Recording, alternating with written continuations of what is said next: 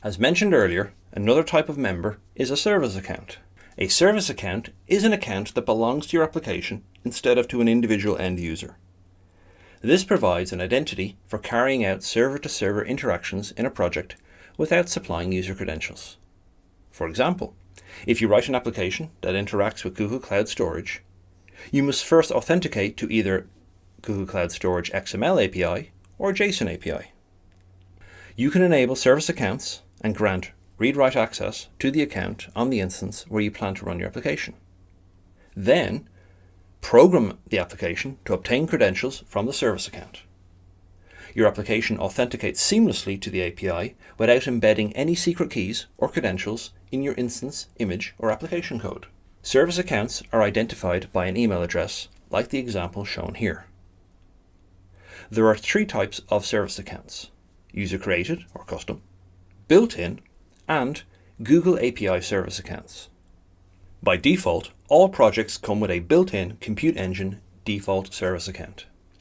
Apart from the default service account, all projects come with a Google Cloud API service account, identifiable by the email project-number@cloudservices.gserviceaccount.com.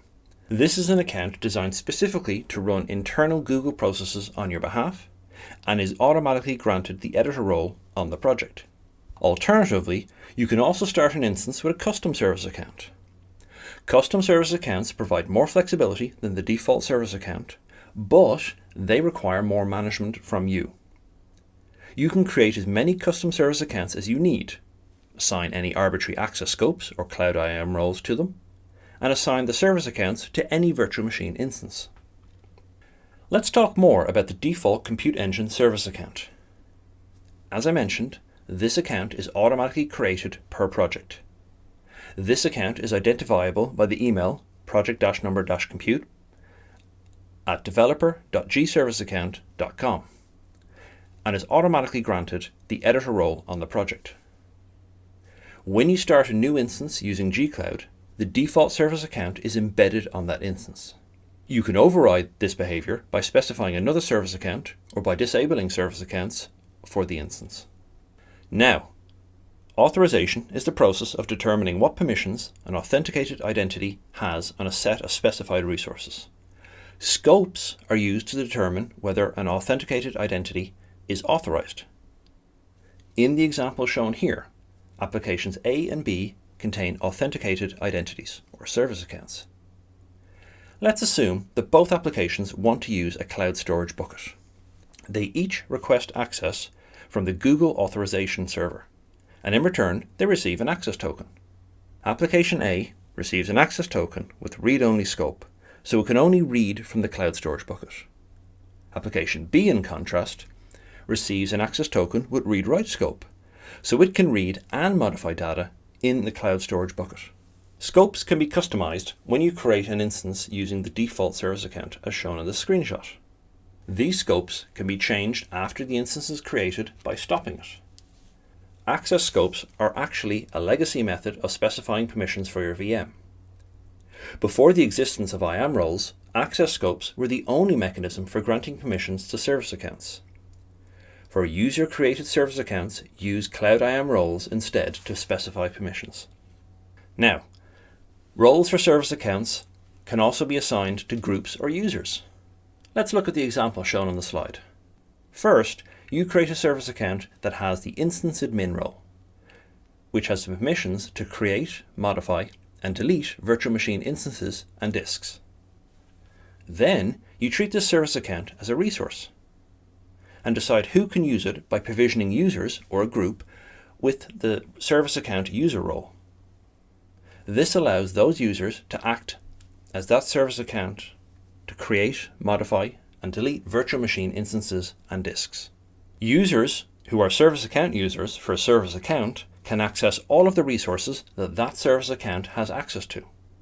Therefore, be cautious when granting the service account user role to a user or group. Here's another example. The VMs running Component 1 are granted editor access to Project B using Service Account 1. The VMs running Component 2 are granted Object Viewer access to Bucket 1 using an isolated Service Account 2. In this way, you can scope permissions for VMs without recreating VMs. Essentially, Cloud IAM lets you slice up a project into different microservices, each with access to different resources, by creating service accounts to represent each one. You assign the service accounts to the VMs when they are created, and you don't need to ensure the credentials have been managed correctly because Google Cloud manages security for you. Now, you might ask, how are service accounts authenticated? There are two types of Google service accounts. By default, when using service accounts within Google Cloud, for example, from Compute Engine or App Engine, Google automatically manages the keys for service accounts. However, if you want to be able to use service accounts outside of Google Cloud, or want a different rotation period, then it is possible to also manually create and manage your own service account keys. All service accounts have Google managed key pairs. With Google managed service account keys, Google stores both the public and private portion of the key and rotates them regularly. Each public key can be used for signing for a maximum of 2 weeks. Your private key is always held securely in escrow and is never directly accessible. You may optionally create one or more user-managed key pairs, also known as external keys, that can be used from outside of Google Cloud.